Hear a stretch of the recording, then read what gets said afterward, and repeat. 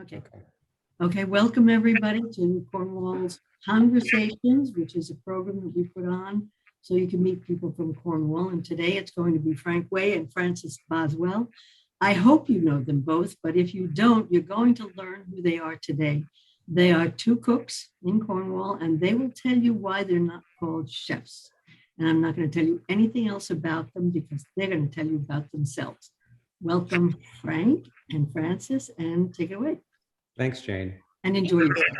Ah, Oh my gosh, so nice to see everyone up here. I know. Amazing, right? I was thinking actually while we were waiting that this is probably one of the first times that you and I have been in a room, well, different rooms, but both sitting down, which I think sort of sums up the life of what we do really well, that we're always on the run, never, it's always like, hey, how are you? Hey, great to see you. Exactly. Anyway. Well, it's funny because I'm actually standing because I don't know how to sit. And I think that's a part of this life, isn't it? You're like constantly on your feet. I've never stood so much in my life. Yeah. And the toll it took on me when I first started doing this was really incredible.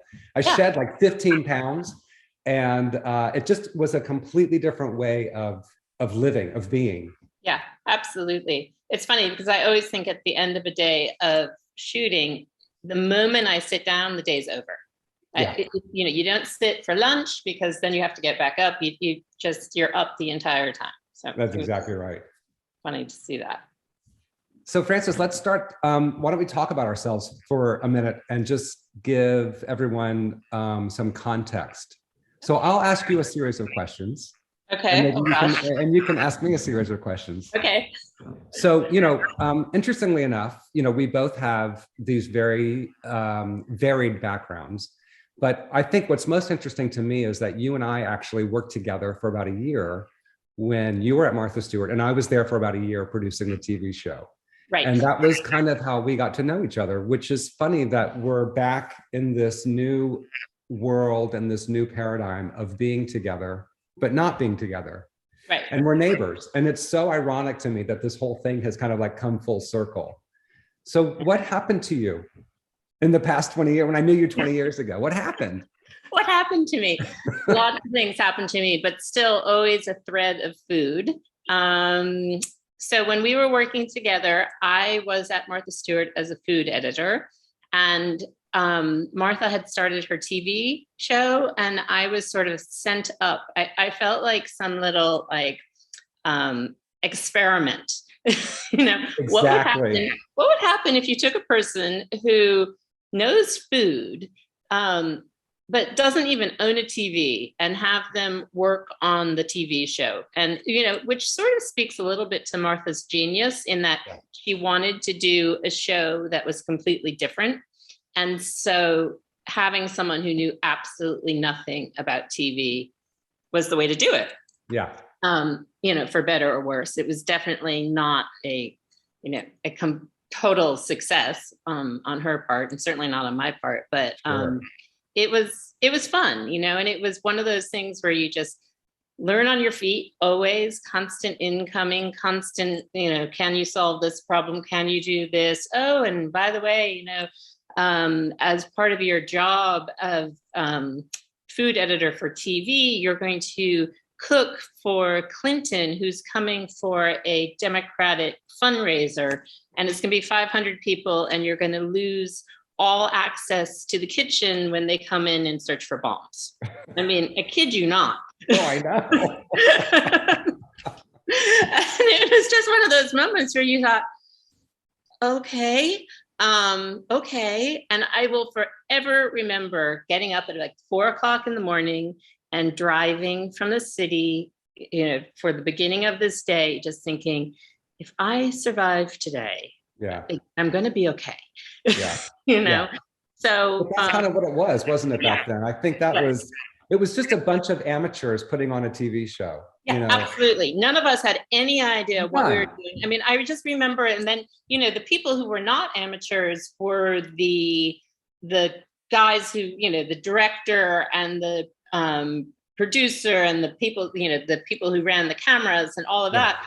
And they were just looking at us, just thinking, what are you, because I was thinking, well, the cake will go in the oven and then in like an hour it will come out. So we'll just, we'll just wait, and I don't know what we'll do.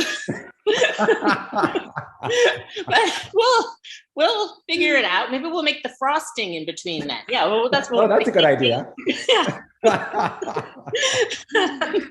And they would be sitting there kind of just thinking, okay, that we're, terms that I'd never heard that I tried to learn really fast. We're burning film. I was like, what do you mean we're burning film? Whatever that means. Yeah. What does that mean? And then, the idea that,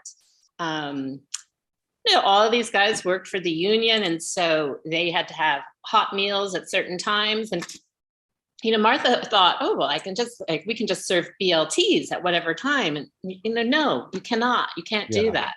Yeah. So it was great in that I learned so much, and that I escaped alive.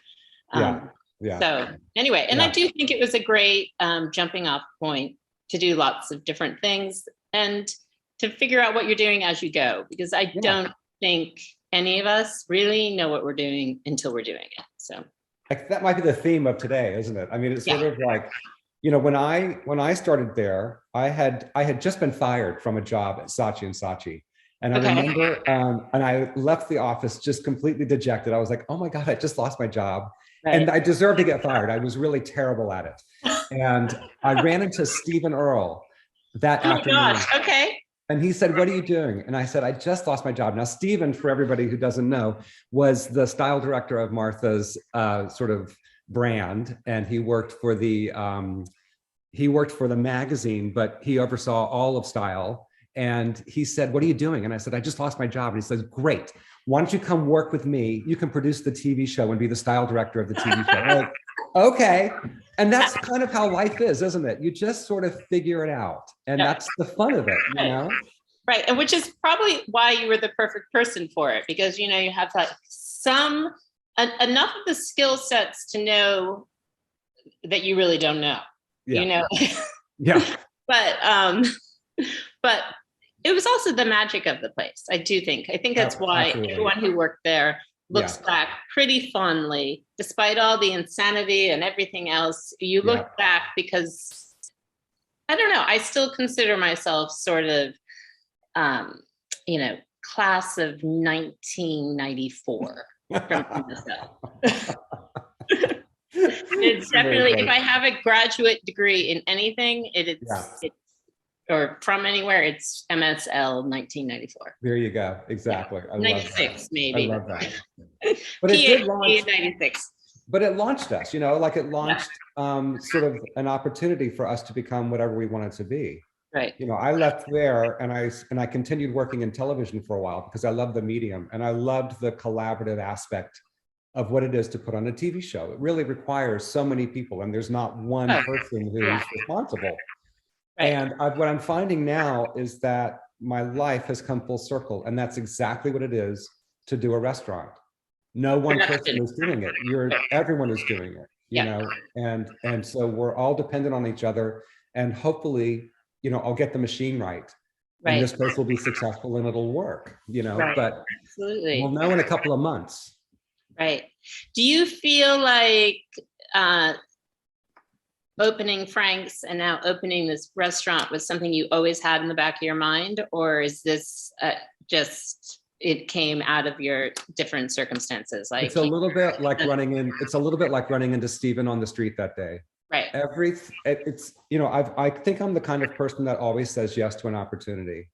Right. And so I had been working in the city as a creative director professionally. I was in PR and I did a lot of fashion, and my last job was with a big PR firm called Edelman, and Edelman's the world's largest PR firm. And I was an executive creative director there. And I just felt like the work I was doing was great and really important and fun, but it lacked an intimacy because the campaigns were really big and they were kind of, they were sort of detached from my everyday life. Right. And I left Edelman and I started consulting, and I bought a house up in Kent, Connecticut, just as a weekend house. And I found that I was living up here almost immediately. I gave up my apartment about 2 months after I bought the house. And I just thought, you know what, I've had enough of the city. And I felt like my work in the city had been complete. I just wanted to connect with the community in a different way. And so a friend of mine owned 3 buildings in Kent. She owned the Heron Gallery, Kingsley Tavern, and what was 109 Cheese, this little block of buildings on Main Street in Kent. And 109 Cheese was moving. And so she said, you know, look, I have this opportunity. Why don't you open a food shop? And I was like, but I'm not a food guy. Like, I don't know, like what? And I thought, well, that's kind of crazy, but let me just give it some thought. So I started really thinking about, what do I know how to do? And I know how to make a brand. I'm really trained in sort of brand development. And that was what I was doing for much of my career, was helping companies, one, either invent their brand, launch their brand. And I had a whole process that I was trained in to analyze, develop, and evolve brands. And so I thought, you know, if I think of this little exercise of opening a food shop in Kent as a branding exercise, I think I can do this. And that's how I approached it. And I sort of said, you know, I'm calling it Frank, not because it's my name, but because Frank is to be sincere and honest and to have integrity. And so I thought, if that becomes the basis for the identity of this experience of opening a food shop, about having integrity, being honest, being forthright, being open, then it's a different offering than what anything else that's going on in Kent has to offer. So I thought, this is a really unique position. And when I wrapped my head around it, then I knew I could do it. And it became really successful. I did it for 3 years and I was super excited. And when the guys who created the West Cornwall Development Group came to me and said, hey, we're opening we're going to build a restaurant in Cornwall, and we'd like you to be the brand that comes in. I thought, heck yeah, like this is totally, like this is what the brand is about. The brand is about flexibility and adaptability. And, you know, it can be a homeware shop. It can be a restaurant. It could be a grab and go place. It could be a lot of different things. And that was a part of the architecture of the brand when I built it. So, you know, it kind of made sense to me. And then I realized that, you know, with the pandemic, life changed radically. And the number of hours that I was putting into the shop in Kent were kind of ridiculous. I had become the person. I let go of my entire staff because of COVID, and I had to reinvent what the store was about. And suddenly it was about making gourmet dinners, and I was the cook. And occasionally my husband would come in and cook with me in the evenings. Like, that's how crazy it was. Right. We were putting food on the menu that I had never cooked before. And I was just figuring it out. You know, it was nuts. And it wasn't dissimilar to what we did at Martha, right? Like, it's what you don't know. And so, and it was successful. But I was putting in about 75 hours a week. And I just thought, oh my God, I can't do this anymore. And so when the restaurant came along and things started to normalize in Kent, I thought, I'm going to close the Kent store and give 150% to this restaurant in West Cornwall. And so that's what I've done. And so for the past 3 months, I haven't worked at a job, but I've been working on building the space and making it what I think it needs to be in order to be successful. And that's life right now. It's been pretty interesting. That's fantastic. Wow. I did not really think how much the opening of Frank and the pandemic, you really only had a year before. That's right. Yeah, we did it for a year, and I was, you know, I had a good reputation in Kent, and what the product that we were producing was really good. People responded to it, and it was different. Right. But what I've learned is that I don't really know what I'm doing. You know what I mean? Like, I'm making it up. And so while I was making these really lovely meals, it was as if I was having a dinner party every night. Right. And I wasn't cooking at the level of a restaurant. And so I realized, you know what, I need help. I need somebody to come in and work with me as a cook who knows how to work a line, who knows how to produce food more efficiently than I could ever do. But I learned in those 2 years of the pandemic, I learned what it is to cook more volume, to be more efficient, to be smarter. But I also realized that I'm not that good. I'm not that good at producing. So I'm going to hire somebody. I have a couple of candidates that I'm talking to who will work with me, who has worked the line, who understands the, the economies of a kitchen, who understands how to, use more than one product per dish, but to use one product for 5 dishes and that kind of thing. So it's just a different way of thinking. It's still my food, but it's not how I've been surviving as a cook to this point. Right. You know what I mean? Yeah. Well, I think that's one of the reasons why when we first spoke about this, and in our bios, they both, we were both described as chefs. Yeah. That we were both like, no, actually. Yeah. No. Don't use the C word with me. Don't say that. The chef knows what they're doing. Right. Exactly. They're very, very actually the opposite. I mean, obviously there are all sorts of different chefs of course. out there, but in general, they are very in control, know what's happening, very, probably closer to a surgeon, right? A chef and a surgeon come in, they have a mission. That's right. And very focused, I think, and I think where my skill set is going to come in is that I understand how to create an experience. And I know what I want the whole environment to feel like. I know what I want the customer to experience when they come through the door, and how they feel greeted, and what they feel like when they're eating the food, and how they feel like when they're with other people in the community.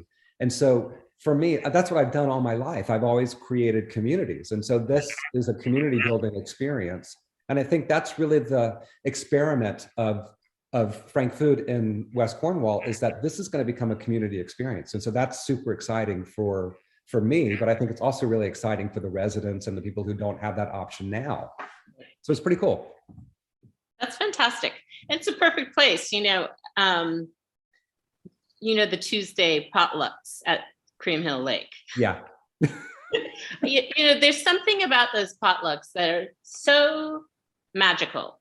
Absolutely. So that, sometimes I will look at my calendar in the summertime, just like, wait, God, that's a Tuesday. I can't know. I have to be in Cornwall. Less now that my children are a little bit older, but in the beginning,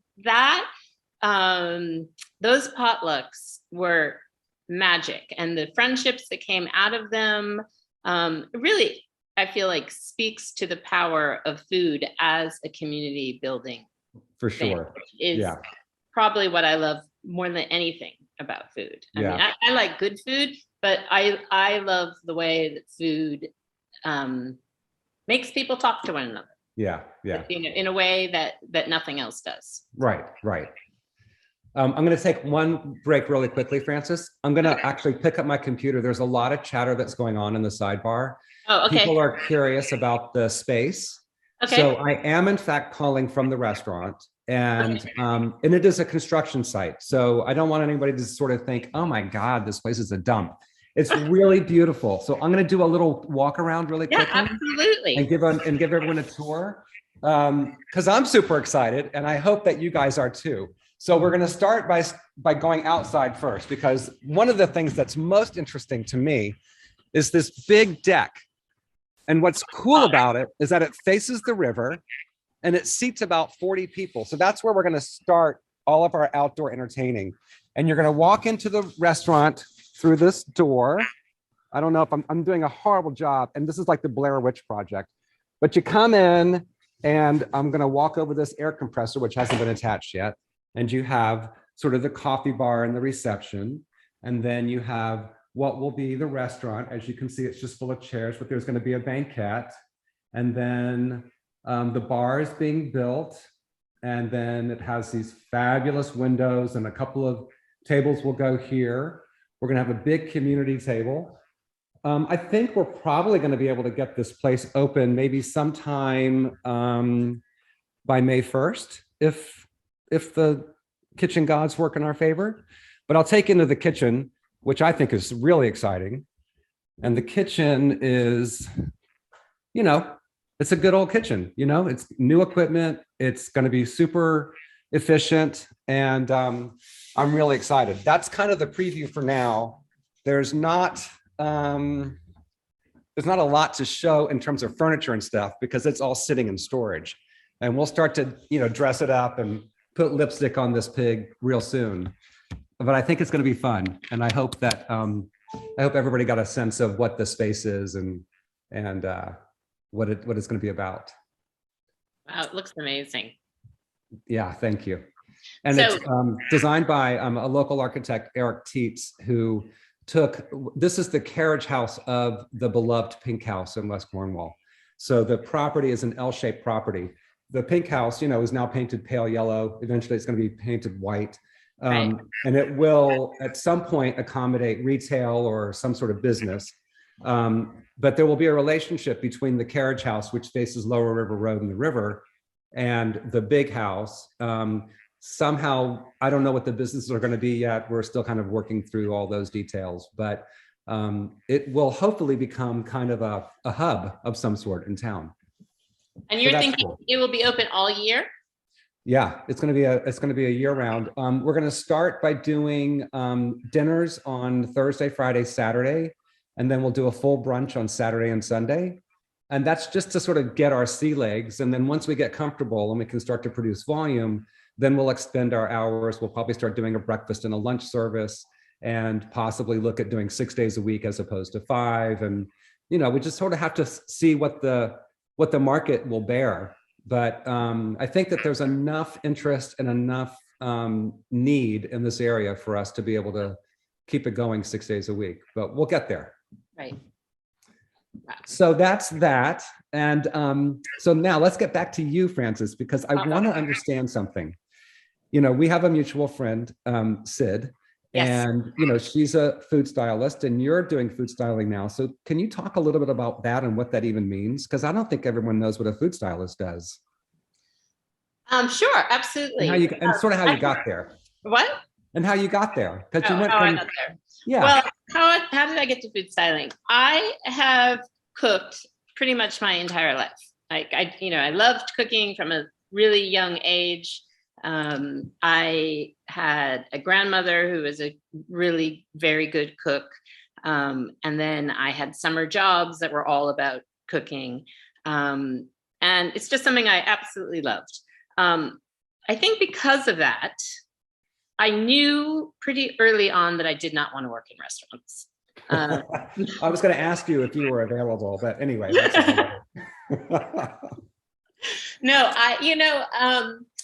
and it's funny because I actually have worked in several restaurants, and some of those times have been like my favorite times. You would work and you sort of look down when service began at 5 o'clock, and you'd look up and it was midnight and you had not stopped and you had not had another thought. And It was fantastic. I think it's sort of the way you probably feel if you're an actor or a dancer or something like that. You're, completely in what you're doing. But it did feel incompatible with any other existence. In fact, it was incompatible. Right, exactly. Yeah. So I knew that I wanted to do something with food, and I knew that I didn't want to work in restaurants. And I was, a complete gourmet magazine junkie. At a young age, I get my parents' gourmets and look at them, and I was always really curious about who's cooking that food. And so I kind of decided that was the world that I wanted to be in. So pursued that. And it just sort of, back to the whole Martha experience, it just sort of went, I was an assistant, and then I had some jobs on my own, and weird things would happen, like the producer at the Today Show, who I think must have known that I was working for Martha, asked if I would do some segments. And so it just grew like that. And I kept going. I actually did stop food styling maybe about 15 years ago. I stopped because I got to this point where I thought, I just cannot make a boneless, skinless chicken breast look good anymore. I cannot do it. And it was a real reaction to, I was working at Real Simple magazine then, which was a fantastic magazine, had huge readership and really very cool people. But I always felt like the food took the hit always, that Yeah. people, in an effort to simplify their life, it was, people would spend time and energy on gardens, and then we would have this, these pages that were about fashion. And when you looked at the gardens, they were beautiful gardens, and gardens take time. You have to, get the land ready. It takes time, and fashion also takes time. If you really want to pull yourself together, it takes time. But food, it was like, we need food right now. We need something that someone can make in 5 minutes. And I thought, I'm not interested. Oh, wait. I mean, yes, sometimes you have to eat in 5 minutes, like boil an egg and you'll be fine. But it was not interesting to me to try to come up with recipes and to try to style recipes, using chicken and 3 other ingredients and salt and pepper count or something. Yeah. So I stopped. I studied Chinese medicine because the sort of basis of Chinese medicine has so much to do with food. Yeah. And so I wanted to still stay in the food world, but do something, just a different side of my brain. So I did that, and I am a licensed acupuncturist, but I don't practice. However, I do use a lot of what I learned in styling. Like, you just think about creating balance on a plate or in a dish, or like, there's a lot that I think about that I know comes from studying Chinese medicine. Yeah. I mean, not to simplify, and I love the thread of going from sort of from this Asian influence into the food from a chi perspective, right? From an energetic perspective. Right. But the basics of food styling is to make food look really appealing on the page, right? Right. And so how does what you've practiced with your spiritual growth translate into your work as a food stylist today? Interesting. I'm not sure. Gosh, I wish I could really articulate it, but I do know that oftentimes when I'm on set, the art director will say to me, okay, what do you want to do? How do you want to do this? My reaction is always to like calm it down. Yeah. So people, food is like this thing, and they want it to bubble, and they want it to sizzle, and they want this and you want that. And I'm always just like, you know what? Just let it be quiet. Let the plate be quiet. It will be beautiful. Uh-huh. And so I do know that goes through my head a lot on a set, and it seems to be received well. Sometimes I have to fight for it. Sometimes they're like, no, but we need to see the cheese pull, and we need to see this, and we need to see that. And I'm like, well, we can see that, but a cheese pull is like kind of delicious until it's disgusting. And so that's sort of that thing where people think they want their food a lot more, in Chinese terms, like a lot more yang. They want it like big, but they don't really when they need to look at it. Like, the thing that you decide to make that is delicious is not screaming. Yeah. Yeah. If that makes sense. I mean, Yeah. And obviously it depends on the job. That's much more an editorial perspective. For advertising, you do have to go a little bit more bold, but you still can go bold without crossing this line. And I feel like a lot of times I see, the term like food porn, right? Yeah. So food porn is like the sexy part of a bite. Right. People only want to see like so much of that. Leave them wanting more. Yeah, Oh my God. Yeah. So what did you do during the pandemic? What happened to your life when things shut down? So we went out to Cornwall. I would have to say that the pandemic was an incredibly hard time for so many people and across the globe. I feel incredibly lucky that I sort of retreated into this oasis and, had my children back, or one of them was with us, but my daughter, who was in college, came home.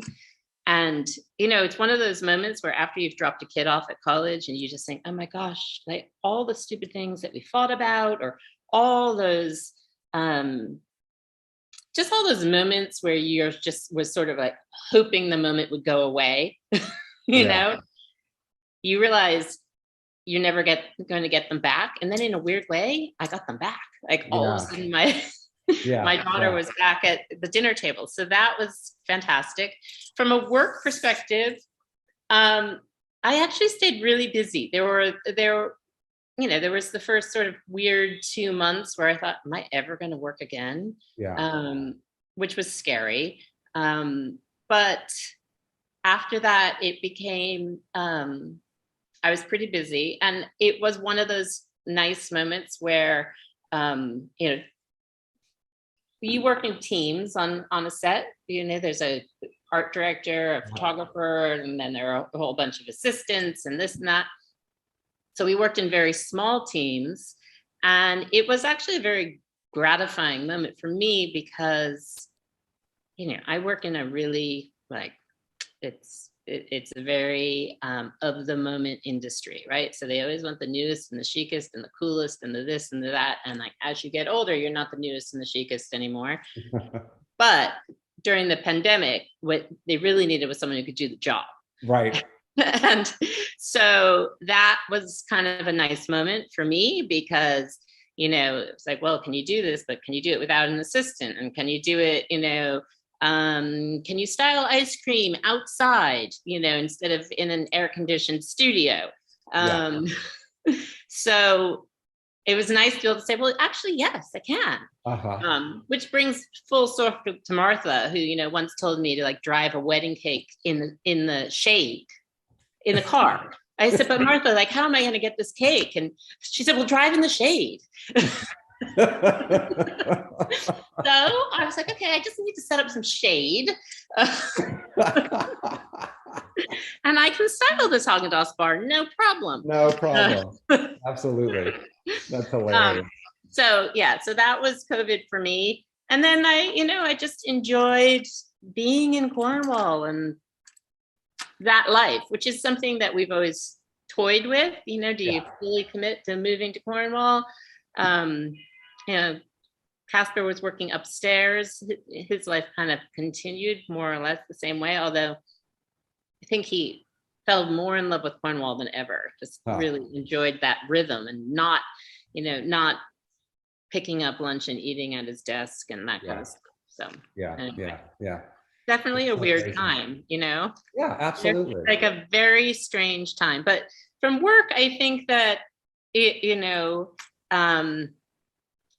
it's now come back, and then it's responded to different variants, and oh my gosh, are we doing this all over again? And every time I go on set, I have to take a COVID test. So you just think, am I going to what happens if I test positive? Yeah. Right. Which has not happened to me, but it has absolutely happened to so many people that I work with. And, we're sort of up against this new weird reality, which is that if you show up at work and someone tests positive, all of a sudden this thing that was so important, is just not going to happen. Yeah, that's right. That's right. So that's a big takeaway. It makes you really think like, well, if it was so important before, then why, did people who needed a personal day or something, like there was no option for that ever before. Yeah. Sort of is a moment that I think about. So. Yeah, no, it's true. I know that when the pandemic happened and the shop in Kent was cooking along just fine and was abruptly interrupted, right. I had to really do some deep soul searching and ended up losing everybody that worked for me. And then it became a matter of watching my neighbors as if bombs were going off around me because, 1 minute Kingsley Tavern's closing for 2 weeks. The next Swift is closing for 2 weeks. So all of my neighbors were being impacted by this. And I was just waiting for the bomb to hit my business. And it did a couple of times, and like you're saying, what's important really shifts. And it doesn't matter that I had to close for a couple of weeks. Yes, I lost some revenue, but the truth is, what was more important was that the person that got sick is fine and we got through it and now we're at the next phase, and so what was cool for me was that I had to really tap into some scary things for myself, which was I had to get back in the kitchen and I had to cook the food myself. And I hadn't been cooking it in this iteration. Did come and help you for a day? Is that my memory? Like, I have this memory of something on Instagram or something. It was Sid in your kitchen. I thought She was in the kitchen visiting, but she was just passing by. She came by. Oh, okay. So, but it was that thing where suddenly I was doing it all alone, and I was doing it though, and it was great from a couple of different perspectives. One, it made my confidence level, rise up, because I had always felt a little bit insecure with food because I'm not classically trained. And so I remember, I don't know if I was telling you this earlier, but when we decided to, when I say we, I talk about Jarlath as we, because he was always an integral part of my business, even though he's a fashion designer and has his own career and his own thing. But you bounce what you're doing off your spouse. And, so we talked about, how am I going to survive this iteration of what COVID means to us? And I started thinking about Ina Garten and what she was doing in East Hampton with the Barefoot Contessa, which was prepared food to go. And I thought, it's so simple. Like, why can't we do that here? People are dying for some sort of a wholesome meal. People are dying for something that feels like it was homemade. And so it just lent itself to the formula really beautifully. And we would come up with, I remember, like one day we said, oh my God, it's spring. We can get pea shoots and fresh peas. Let's make ravioli. Let's do pea ravioli. I'd never made pasta a day in my life. I made pasta once. And it wasn't like, I'm going to go buy sheets of pasta. I made pasta and I rolled it by hand without a Cuisinart. Like, it was like old school. And you know what? It was the best ravioli I've ever had. And we got away with it. But every day was kind of like that. It just forced me to challenge myself and to see what people responded to. And then somehow, it's a miracle, we got away with it. And it felt like that. I felt like I was getting away with something. Yeah. But what it did also was it made me realize that there's a market for people who really desire wholesome, good food. Absolutely. And it's hard to find it. That's the other thing. It's like, it's really hard to find it. And without sort of going to almost a pretentious restaurant or a pretentious place that makes you feel a little intimidated, this what we were doing really felt like you were coming into my house, grabbing dinner and taking it back to your house to eat. And I want that exchange to continue. And I think that's really important to what we're going to try and do here. One of the things, do you know Joel Veland? He was the chef who was at Swift. And he also opened yes. So I've actually hired Joel to help me develop a pizza program. And so he and I are going to come in later this week after I have a chance to scrub the kitchen down. And we're going to start to play with recipes and figure out what's the right pizza program for this space, because I have certain equipment that we've purchased and I have to figure out, how do you make a pizza in a convection oven? Because I don't have a pizza oven. And so it's things like that we're starting to do. And it's really fun and creative and exciting. And suddenly, this place is starting to feel real. You should build a pizza oven on that terrace. Well, we might do that eventually. Yeah. Yeah. I mean, that I think would be magic out there. Kind of amazing, right? Yeah. Yeah. But it's true. It really, for all the downside of COVID, it really just made people stretch themselves and their creativity, Absolutely. So I'm a food stylist, which means that I do not photograph food.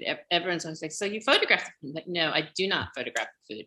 But during the lockdown, in a way to kind of stay A, sane, and B, think about, well, what's happening next, I decided I really wanted to spend some time and focus on photographing food, mostly because my industry is always, what can you show us? What's new? What haven't we seen? Can we see a photograph of something with melted butter? So in order to get a job, you need to sort of stay on top of your game. And so I started photographing food, and I have had so much fun, and it's not something that I will ever do professionally, but it has been the most rewarding experience figuring out, the camera and figuring out light and I don't know, you just, something that I never would have touched. Yeah. By the way, never say never. Let's start there. I would not have touched. People, I think people are interested in, when you think about what a food stylist is, you think sometimes about how do you make the ice cubes not melt? How do you use glue in your food to make it preserved? What do you do? Do you use hairspray? Like, all these crazy things. And I think people, I think that there are certain kinds of food styling that does have to use artificial product, but I would imagine that you're probably more of an organic food stylist. Is that accurate?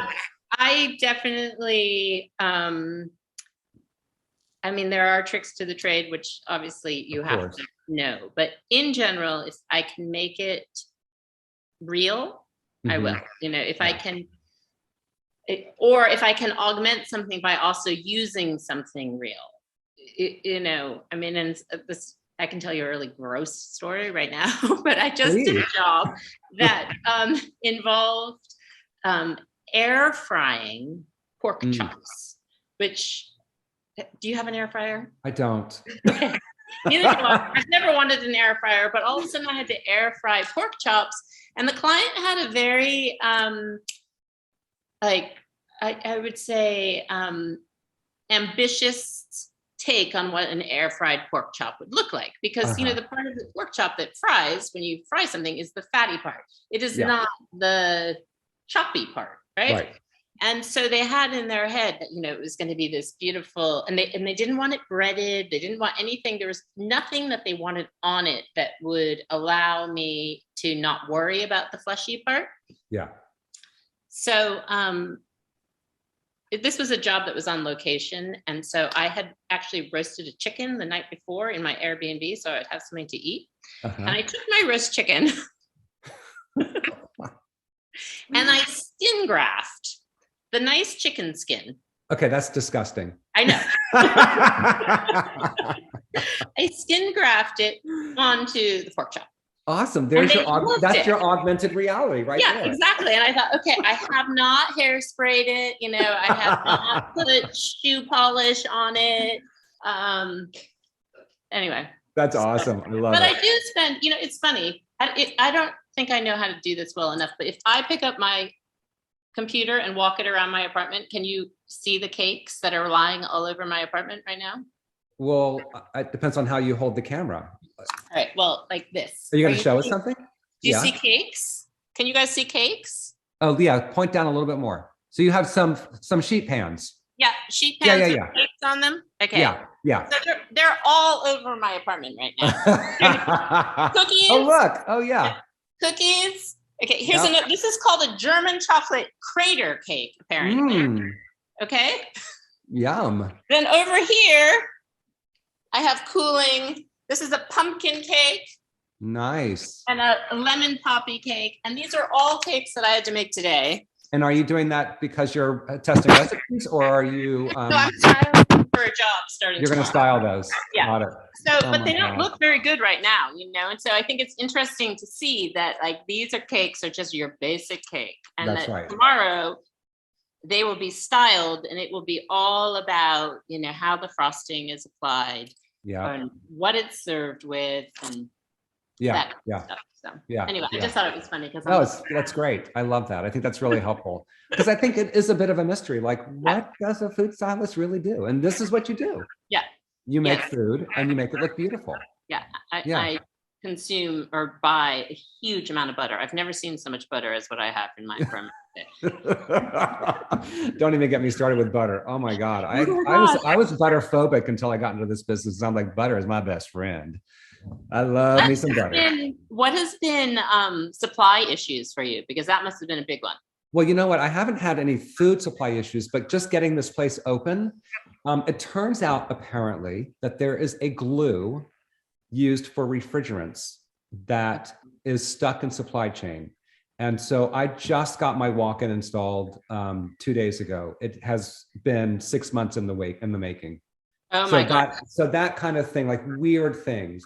I do want to show one thing if I can. Yeah, show me. This wood, the bar, I don't know if you can see Yeah. it, but it is, it's walnut, and I love this. This is from a walnut tree that was taken down on the property that they had to take down. And so then we kiln dried it and had it planed, and it's going to be the bar top, and it's going to be the tabletops in the restaurant. And I love that kind of local story, right? Like that's, I love the fact that, you know, Jim Terrell is the builder, and he's done a beautiful job of making the space something really spectacular with the whitewashed walls and, you know, the flagstone patio. I think it's really gorgeous, and I can't wait for everybody to come and have some food here.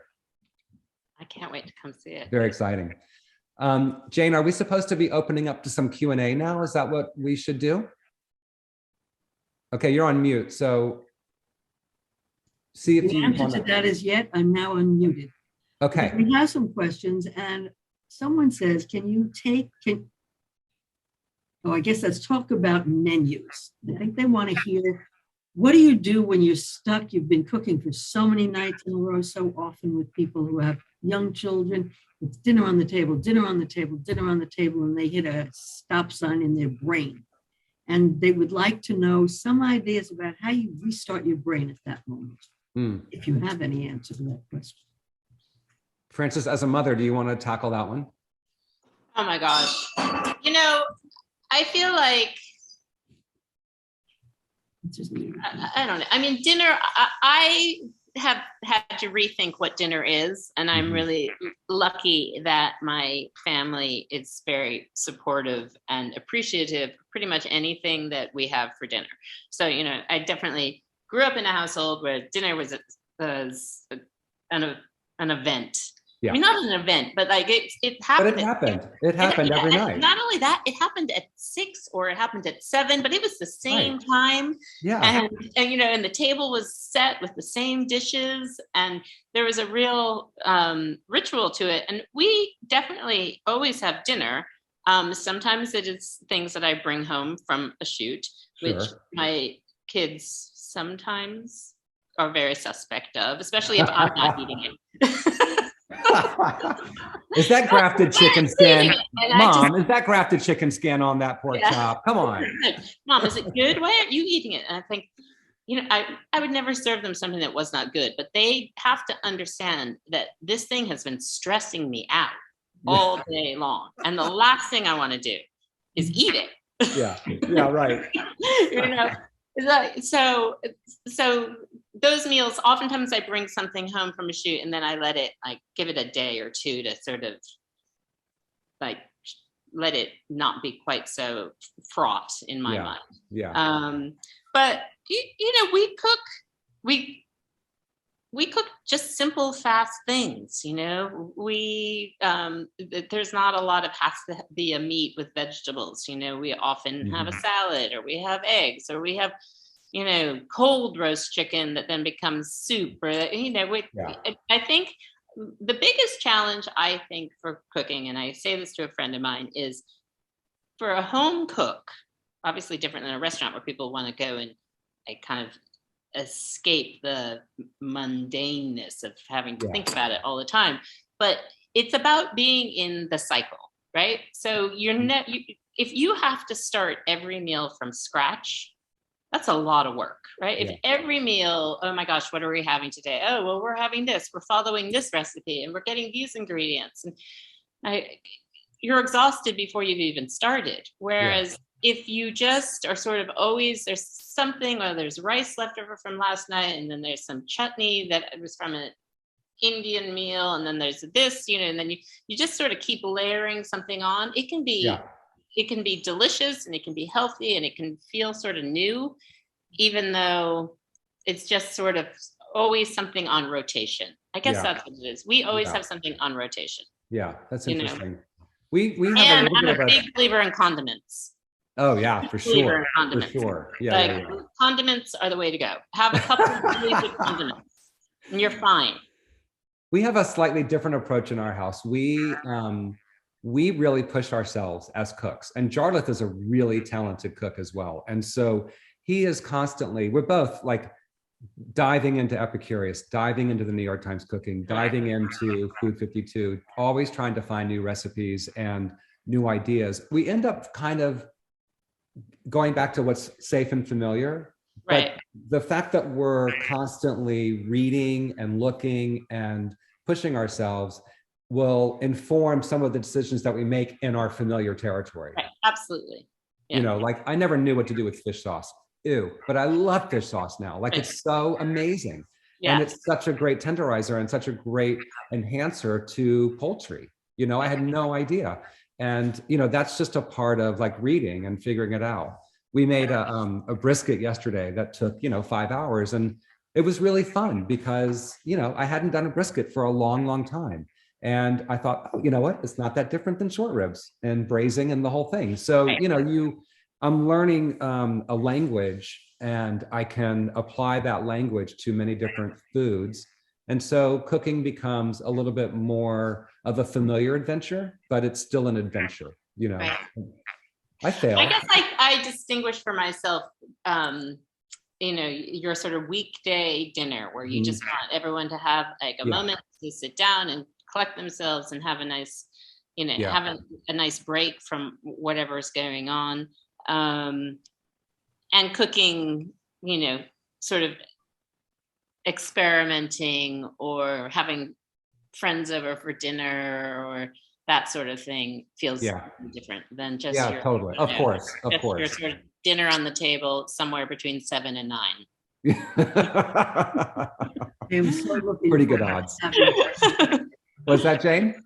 I am so looking forward to having people for dinner again. It's been so awful waiting to serve someone a meal. I know. The way I live is to entertain my friends, and I've been so frustrated. Yeah, totally. I think lots of people who like to cook or are cooks have been having that same feeling. Yeah.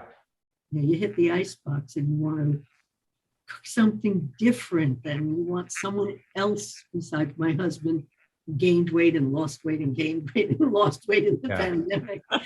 Someone else to eat it. Someone, you know, We went to the Woodlands on Friday night for dinner, and the Woodlands is one of my favorite places in the area, just because it feels like a neighborhood watering hole.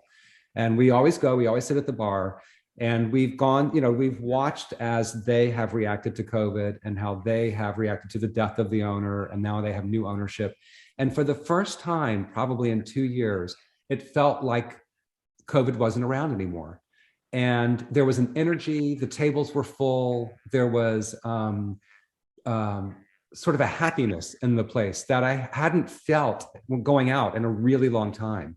And so it feels like we're getting to the other side, I think, for the first time, really. I think we had a false alarm, and then, you know, we had a couple of setbacks with Delta and Omicron, and but I think now we really are crossing over. And so there's a sense of anticipation, especially now that, you know, today 54 degrees and sunny up here, and it's like, oh my God, this is amazing. And so there's a hopefulness, and it's really kind of cool, you know? Definitely. I think that, you know, one of the things about COVID obviously was just really learning how important food as a connector is, you know, I mean, because it's not just, oh, I can't wait to like, meet a friend and go and, you know, take a walk, or there are all these things that we could still do, but we could not sit down and like break bread with friends. And that's hard. Yeah, it was really hard. I do have a question for Frances. Someone wants to know, do you have favorite foods to style? If I have what? Favorite foods to style. Oh, yes, I do have favorite foods to style. More importantly, I have least favorite foods to style. Even better. But no, so favorite foods. I mean, I love anything that really and truly requires very little manipulation on my part, and really just shows off the beauty of the natural world.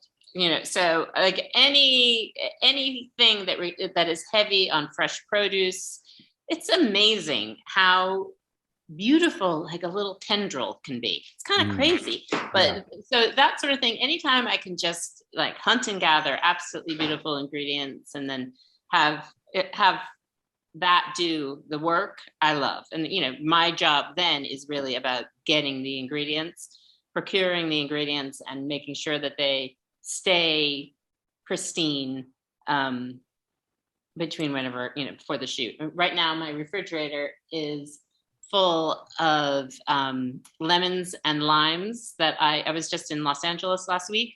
And so I stole some lemons and limes off the neighbor's tree because I was doing a job. I guess I was in LA 2 weeks ago, doing a job last week for Patron liquor and tequila. And I thought, you know what, if I can get a lime on a branch with a few leaves, my job is done.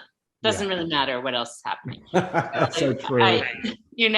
So I went and I got the limes and I wrapped them up in plastic or, wet paper towel and plastic. And then I had them on my carry-on, which is also, you don't know how many times I get the carry-on and my bag is always the one that gets like diverted into, so. And the first question they ask is always, is there anything in here that could hurt me? And I'm thinking, well, yeah. The thorn on my bush there could hurt you. God. So that sort of thing is my favorite thing to style. I despise styling cheesecake. Despise it. There's nothing nice about styling a cheesecake. Nothing nice about it. Oh. It's one of those things that has so many unknowns, when you open it up, whether the water bath is going to seep in there or whether the crust was, when you push a graham cracker crust into a pan, you don't really know how thick that crust is, right? Really That's tough. true. And so then the cheesecake and whether it cracks or doesn't crack, and I can't stand it. I also hate it. I'll remember not to make one for you. Do you have a hate food, Frank? Do I have a hate food? Yeah. I really don't. I love all food. That's what I've really discovered is that I like the challenge of food, and I like sort of pushing the envelope. And I have this expression, it's not my expression, but if I don't have a little pee running down my leg, I'm not living to my full potential. And, I want to be scared. I want that adventure and I want that challenge. And so, anything. And I have one last question, which is about, it's Judith's question, and it's what is the menu at the restaurant going to be? And then the menu is going to be very narrow to start with. We're going to offer probably 3 different pizzas. I think we're probably going to do a bit of a Neapolitan style where it will be a focaccia base with the cheese on the bottom and the sauce on top so that it gets nice and crispy in the oven when it's cooked. We're going to offer a really good local Hurlburt burger. We're going to have a classic roast chicken. We'll do a fish and chip. We'll do probably chicken pot pies and fish pie and meat pie in the season. I'm bringing forward some things from Kent. My kale salad is a favorite down there, so I'll continue to do that. We'll do butternut squash salads. We'll do healthy, locally sourced, whenever possible, food. And then once we sort of get the base, that's kind of the base, it's pretty narrow, we will introduce dinner specials. And that's where we'll have a little bit of an opportunity to be creative and try some new things. As the moderator, I'm asking for a reservation for the first night you open, please. Yes, ma'am. Me too. I just don't want it to get filled up beforehand. So Frank has promised that he is going to give 20%, $20 off. Sorry. Oh my goodness. That's all right. $20 off of someone's meal is going to get picked out of this jar, which Shari has been good enough to write down everybody's name. Oh, thanks, Shari. Tonight. So I'm going to close my eyes and shake it up and hope for the best, because I've never done this before. I've never done Jane, you're going to do so well. I could do this. I know I can. And without Pete running down my leg. And the winner is Keitha Murray. Yeah, you can find her through your Zoom. Your Zoom list will have the login It of the should have person. her. Yes, so congratulations, Keitha Murray. We'll email her. That's great. And So we're hoping that if things go according to the Department of Health and the Liquor Commission and the restaurant gods, that we'll be able to open the first week in May. And that feels like it's tomorrow. So stay tuned. look, if you get stuck, I can help in the kitchen. You're I've done sweet. that before. There's a reason I'm so interested in food. Thank you all for coming. Thank you two guys. And for those of you who don't know Francis and Frank, you surely know them now. I have to thank the library and ask you all to please feel generous and support the library so we can bring you more programs like this and the other great programs that the program committee has put together for you over this 2-year period of the pandemic. Thanks, Yeah. Francis. Thanks, Frank. Thank you. Thank you, fun with guys. Cindy's. Bye. Great See you fun. later. Bye, y'all. Thank Bye. you.